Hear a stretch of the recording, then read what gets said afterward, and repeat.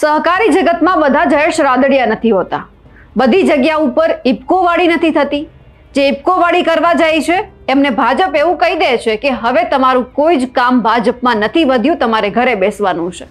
અને હવે આવું બન્યું છે ભરૂચની અંદર જે દૂધધારા ડેરી છે તેની ચૂંટણીમાં. નમસ્કાર, આપ જોઈ રહ્યા છો નિર્ભય ન્યૂઝ અને હું છું આપની સાથે રિદ્ધિ. સૌરાષ્ટ્રના સહકારી જગતમાં આપણે જોયું હતું કે ઇફકોની ચૂંટણીની અંદર જયેશ રાદડિયાએ મેન્ડેટની સામે પડી અને ફોર્મ ભર્યું અને ચૂંટણી લડીને પણ બતાવી. અને એ પછી ઘણી બધી જગ્યા ઉપર આપણે આવી ચૂંટણી જોઈ કે જ્યાં ભાજપના મેન્ડેટનો અનાદર કરવામાં આવ્યો તો ભાજપે એમને જવાબ પણ આપ્યો. અને હવે અહીંયા જે ભરૂચની દૂધધારા ડેરી છે તેમાં પણ કંઈક એવું બન્યું છે. અરુણસિંહ રણા અને એમની સાથે ઘનશ્યામ પટેલની પેનલ આમને સામને હતી અને એ પછી ભાજપે મેન્ડેટ જાહેર કર્યું 15 વ્યક્તિઓનું.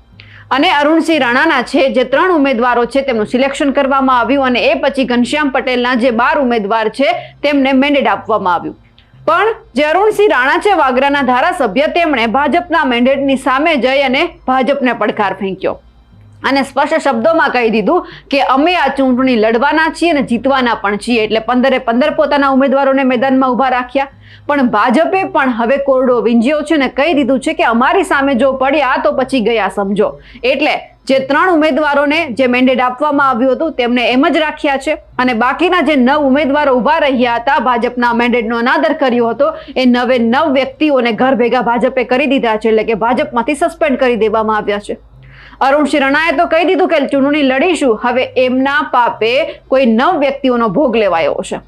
હવે ચર્ચા આપણે એ કરીએ જ્યારે દૂધધારા ડેરીની ચૂંટણી નજીકમાં છે અને એ જ સમય દરમિયાન ઘનશ્યામ પટેલની પેનલ અને અરુણસિંહ રણાની પેનલ જ્યારે આમને સામને હતી ત્યારે ચૂંટણીની અંદર આપણને ક્યાંક એવું લાગતું હતું કે આ વખતે જબરદસ્ત માહોલ સર્જાવાનો છે. પણ હવે ભાજપે કહી દીધું છે કે જ્યાં સુધી અમે છીએ, જ્યાં સુધી અમારા મેન્ડેટના નિયમો છે ત્યાં સુધી અમે આવું કંઈ જ નથી થવા દેવાના. ભરૂચ દૂધધારા ડેરીની ચૂંટણીમાં ભાજપ મેન્ડેટ સામે બળવો કરનાર વાગરા એમએલએની પેનલના 6 ઉમેદવારો સામે ભારતીય જનતા પાર્ટીના મોવડીઓએ લાલ આંખ કરી છે. ભરૂચ દૂધધારા ડેરીની ચૂંટણીમાં ભાજપના મેન્ડેટ વિરુદ્ધ જઈ બળવો કરનાર વાગરા ધારાસભ્ય અરુણસિંહ રણાની પેનલના ઉમેદવાર પર પક્ષે મેન્ડેટના અનાદરનો કોરડો વીંજ્યો છે. ભાજપના મેન્ડેટ વિરુદ્ધ ઉમેદવારી કરનાર 6 સભ્યોને પક્ષમાંથી બરતરફ કરવામાં આવ્યા છે.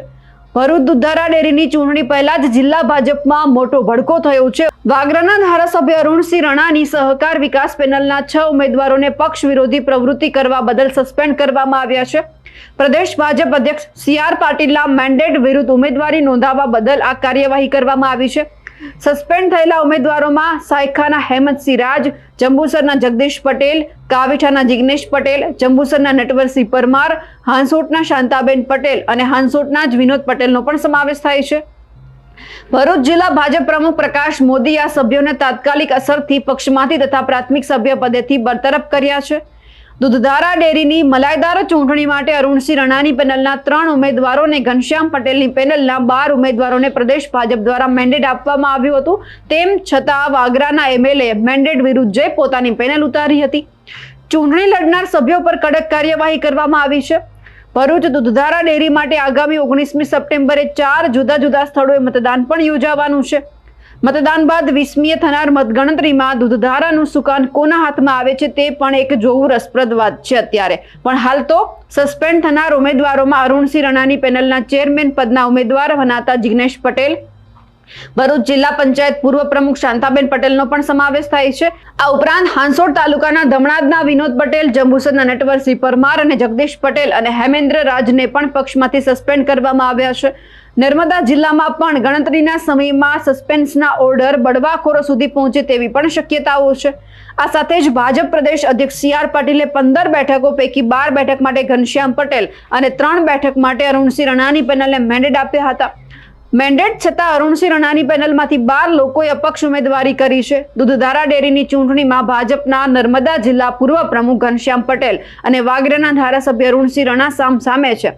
એટલે હવે જ્યારે ભાજપે એવું કહી દીધું છે કે અરુણસિંહ રણાની પેનલના ભાજપના મેન્ડેટ વિરુદ્ધ ઉમેદવારી કરનાર કુલ 9 ઉમેદવારોને ભાજપે પક્ષમાંથી પાણીચું હવે પકડાવી દીધું છે.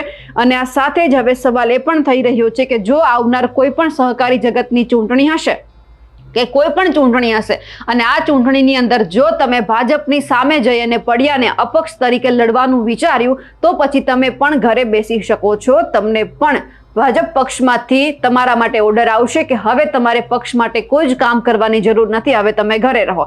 કારણ કે ભરૂચની દૂધધારા ડેરીમાં હવે આપણે જોઈ લીધું છે કે જે વ્યક્તિઓએ બળવો કર્યો એ તમામ હવે ઘર ભેગા થઈ ગયા છે. અરુણસિંહ રણા જે અત્યારે વાગરાના ધારાસભ્ય છે, એમની જ પેનલના જેટલા 9 જેટલા ઉમેદવારોને હવે પક્ષમાંથી આંકી કાઢવામાં આવ્યા છે. પણ સવાલ એ છે કે અરુણસિંહ રણા છે એ હવે શું કરશે? કારણ કે ભાજપે જ્યારે આ તમામ બળવાખોરો સામે કાર્યવાહી કરી છે, સસ્પેન્ડ કર્યા છે, તો પછી ધારાસભ્ય કોઈ એક્શન લેશે? ભાજપની સામે કોઈ મોરચો માંડશે?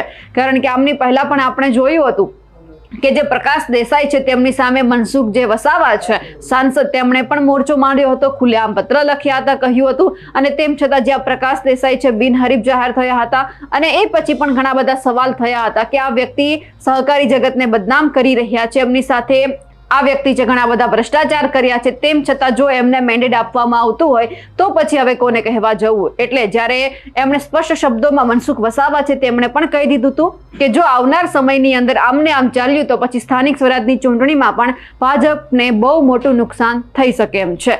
એટલે હવે ક્યાંક સવાલ એ થઈ રહ્યો છે કે જ્યારે આ તમામ લોકોને સસ્પેન્ડ કરવામાં આવ્યા છે ત્યારે આખું રાજકારણ સ્થાનિક સ્વરાજની ચૂંટણી ઉપર કેટલું અસર કરે છે. પણ હવે એ જોવાનું છે કે આ વખતે દૂધધારા ડેરીની ચૂંટણીમાં કોણ વિજેતા બને છે અને કોણ ચેરમેન બને છે.